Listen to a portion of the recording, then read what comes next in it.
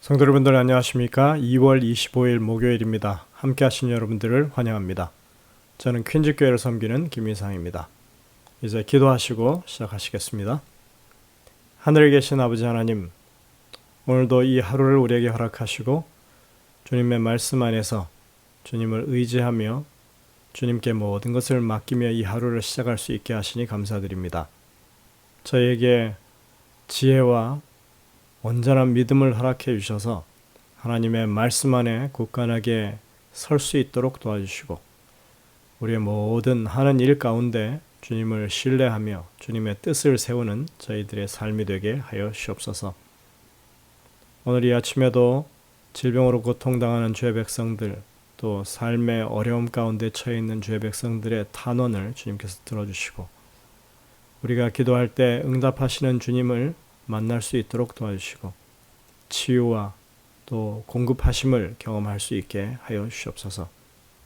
오늘도 말씀을 펴고 주님의 도우심을 간구하오니 성령께서 우리의 심령마다 역사하셔서 분명한 깨우침을 허락하여 주시고 하나님의 그 귀한 교훈을 우리의 마음에 간직하고 삶에 적용할 수 있도록 인도하여 주옵기를 예수님의 이름으로 기도드립니다. 아멘. 네, 오늘 제목은 고난받는 종입니다. 이사야 49장 1절부터 12절에 있는 말씀을 중심으로 오늘 말씀을 살펴봅니다. 49장 3절에 이렇게 말합니다. 내게 이르시되 너는 나의 종, 내 영광을 나타낼 이스라엘이라 하셨느니라. 우리는 이번 주에 이사야서에 등장하는 종들에 대해서 살펴봅니다. 야곱이라 이름하고 이스라엘로 불리우는 하나님의 백성들이 그 첫 번째 하나님의 종으로 소개됐습니다. 그리고 두 번째 종은 하나님께서 이스라엘 민족을 구원하기 위해서 세우신 이방왕 고레스였습니다. 그리고 마지막으로 이사야서에 나오는 이름 없는 종, 고난받는 종으로 나오는 여호와의 종에 대해서 오늘 저희가 살펴봅니다. 사실 오늘 이 여호와의 종이 성경이 말하고 있는 오리지널 여호와의 종입니다.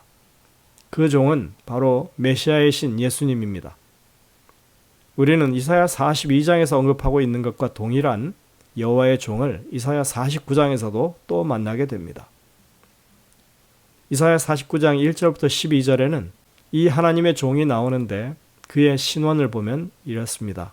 49장 2절에 내 입을 날카로운 칼같이 만드시고 나를 그의 손 그늘에 숨기시며 나를 갈고 닦은 화살로 만드사 그의 화살통에 감추시고 합니다. 그 종은 하나님의 숨은 병기입니다. 어느 순간에 하나님은 그 무기를 꺼내 드시고 적을 무찌르실 것입니다. 그러나 이렇게 하는 전쟁 행위는 살육을 위한 그런 것이 아닙니다. 여기 쓰이는 이 무기는 사람을 죽이거나 또 살상을 하기 위한 검이나 화살이 아닙니다. 우리는 신약에서 그러한 힌트를 볼 수 있는데 하나님의 말씀은 사람의 마음과 골수를 찔러 쪼개는 하나님의 무기입니다. 주님의 말씀은 사람의 마음과 생각과 뜻을 판단하고 밝히 드러내는 도구입니다. 여기에 표현한 내 입을 날카로운 칼같이 만드시고 한 이 부분은 요한계시록 2장에서 예수님의 입에서 검이 나오는 그런 말씀과 비슷합니다. 요한계시록에는 그 외에도 예수님의 입에서 검이 나오는 그런 표현들을 여럿 쓰고 있습니다. 버가모 교회에 보내는 편지에서 니골라 당의 교훈을 지키는 자들에게 이렇게 말씀하죠. 그러므로 회개하라. 그리하지 아니하면 내가 내게 속히 가서 내 입에 검으로 싸우리라. 계시록 2장 16절에 이런 말씀이 있습니다. 이 칼에 대한 말씀은 하나님의 말씀 대신 예수 그리스도를 적절하게 묘사하는 것입니다. 또한 열왕기하 13장에 보면 화살이 구원의 화살로 묘사되기도 합니다. 요아스 왕이 엘리사를 찾아가서 아람과의 전쟁에 대한 하나님의 뜻을 받을 때 요아스에게 활을 쏘게 한 후에 엘리사가 이렇게 말합니다. 엘리사가 이르되 이는 여호와를 위한 구원의 화살, 곧 아람에 대한 구원의 화살이니 왕이 아람 사람을 멸절하도록 아벡에서 치리이다. 열왕기하 13장 16절의 말씀입니다. 성경에서 하나님의 구원은 화살에 비유되는 것입니다. 그러니까 지금 이사야 49장 2절에서 말하는 칼과 화살은 모두 구원을 베푸시는 하나님, 구원자 되시는 예수님을 표상하는 것이라 할 수 있습니다. 그리고 이제까지 이름 없는 종이었는데 이 49장에 와서는 그 종의 이름을 이스라엘이라고 부릅니다. 그리고 그에게서 하나님이 영광을 받으실 것이라고 말합니다. 하나님은 그를 사용하셔서 이스라엘 자손이 그분에게 돌아오게 할 것이고 갇힌 자를 해방시키고 그로 하여금 온 세상에 구원의 빛이 되게 하시고 언약을 세우실 것이라고 말씀합니다. 이런 묘사들은 이사야 42장에 나오는 이름 없는 종의 모습과 많은 면에서 겹치고 있습니다. 그리고 이 모든 예언들은 신약에서 초림하시고 재림하시는 예수님의 속성 가운데 그것이 다 드러납니다. 마태복음 1장 21절에 보면 자기 백성을 그 죄에서 구원할 자라고 그렇게 묘사하고 있습니다. 요한복음 8장 12절과 9장 5절에도 보면 그분은 자신을 세상의 빛이라고 소개합니다. 요한복음 17장 1절부터 5절에 보면 그분은 하나님의 영광을 드러냈다고 말합니다. 계시록 1장 16절, 2장 16절, 그리고 19장 15절에 보면 우리가 아까 말했듯이 예수님의 입에서 좌우의 날선검이 나와서 이 땅을 다스리고 치는 그런 모습이 나옵니다. 이것은 계시록에서 예수님을 묘사하는 아주 중요한 특징 가운데 하나입니다. 그러니까 이사야 49장의 여호와의 종으로 묘사되어 있는 이 모든 특징은 다 예수님을 향하고 있다고 하는 것입니다. 그리고 49장에서는 이 종의 이름을 이스라엘이라고 합니다. 49장 3절입니다. 이르시되 너는 나의 종이요 내 영광을 내 속에 나타낼 이스라엘이라 하셨느니라. 다른 곳에서는 하나님의 종으로서 유대민족을 이스라엘 또는 야곱이라고 하는 이름으로 불렀습니다. 그러나 여기에서는 이스라엘이라고 하는 이름만 언급하지 야곱이라고 하는 평행 구절이 등장하지 않습니다. 따라서 이사야 49장에 나오는 여호와의 종은 메시아의 신 예수 그리스도를 상징하는 그런 이름인 것입니다. 여기서 이 이름은 이스라엘이라고 하는 이름을 가지고 하나님의 영광을 드러내는 데 실패한 유다 족속 대신에 그 백성을 하나님께 회복시키는 종으로서 그리고 하나님의 영광을 드러내는 종으로서 이스라엘이라고 하는 그런 이름을 붙인 것으로 볼 수 있습니다. 여기서 이 종은 이스라엘 민족의 전형이자 상징입니다. 이스라엘을 대신해서 하나님의 영광을 드러내는 존재인 것입니다. 그분이 진정한 이스라엘이 되셔서 그 사명을 완성하실 것임을 말하고 있습니다. 그리고 이사야 49장의 여호와의 종은 이제 그 사역에 있어서 특수한 면이 보이게 됩니다. 이사야 49장 4절 7절에 보면 그 종의 임무와 관련된 첫 번째 암시가 주어집니다. 그것은 그의 고난과 죽음을 암시하는 표현들입니다. 다니엘 9장 26절에 나오는 것과 같은 그런 맥락의 기별입니다. 다니엘 9장 26절에서 기름 부음 받은 자가 끊어져 없어질 것이라고 그렇게 말했던 것처럼 그는 여기서 이렇게 말합니다. 내가 헛되이 수고하였으며 무익히 공연히 내 힘을 다했다. 49장 4절에 이렇게 탄식합니다.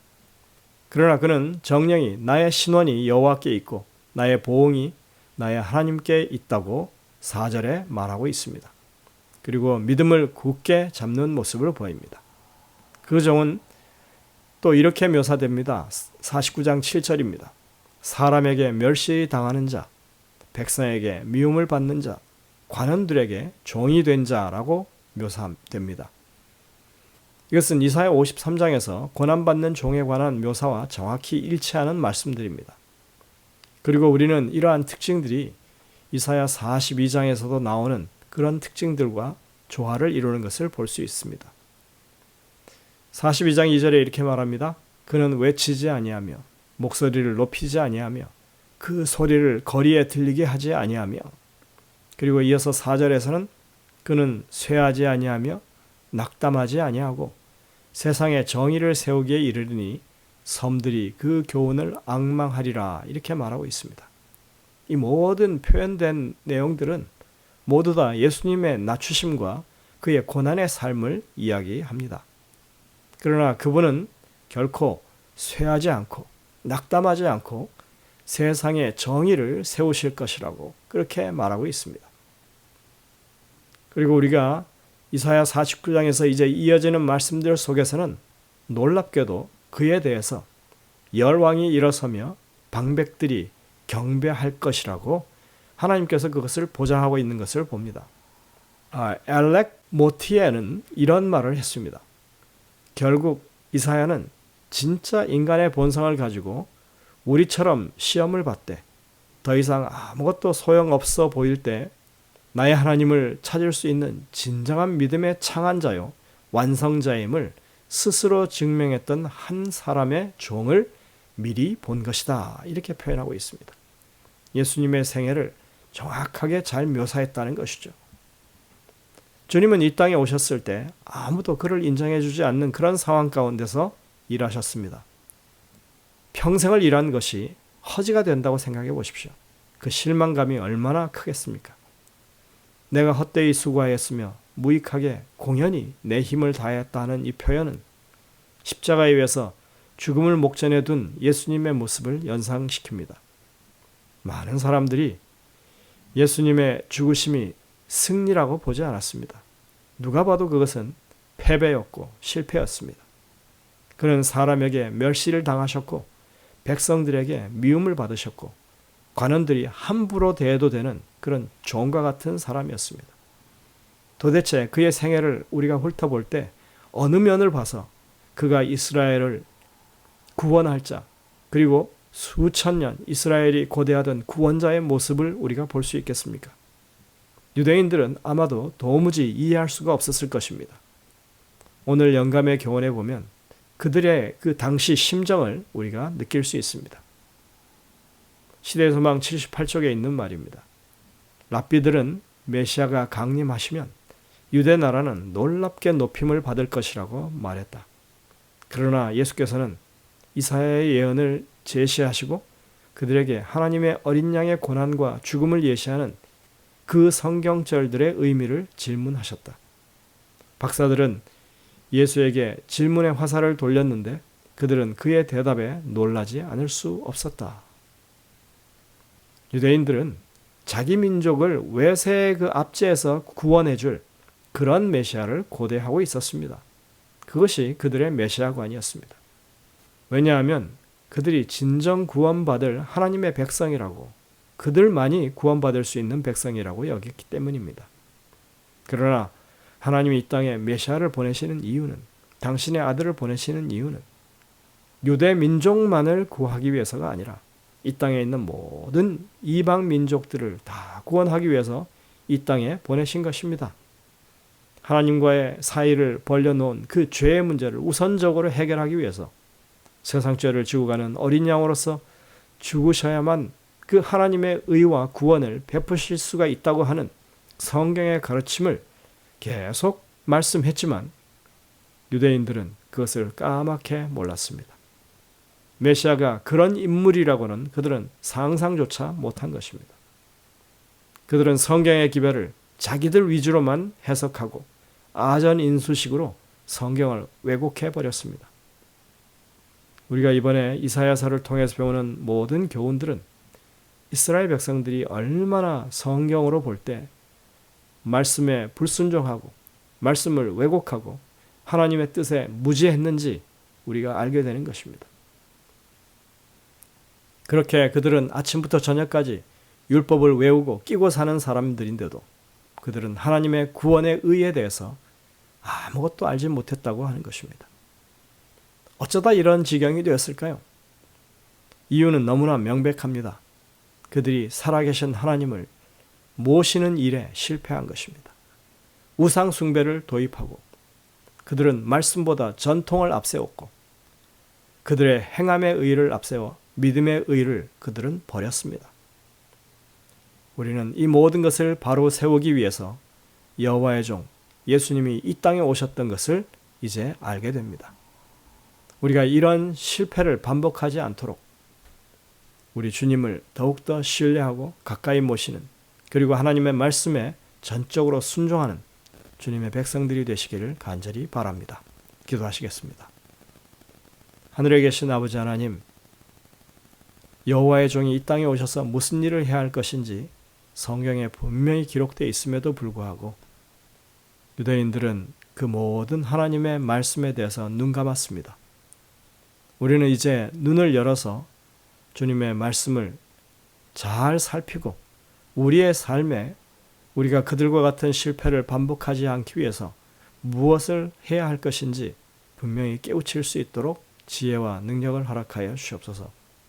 그래서 늘 주님과 함께하며 주님의 뜻을 진행하며 주의 영광을 드러내는 우리의 삶이 될 수 있도록 인도해 주옵기를 예수님의 이름으로 간절히 기도드립니다. 아멘. 네, 여러분들 오늘도 이 주신 말씀들을 깊이 묵상하면서 주님의 음성을 듣게 되시길 바랍니다. 저희들은 내일 다시 뵙겠습니다.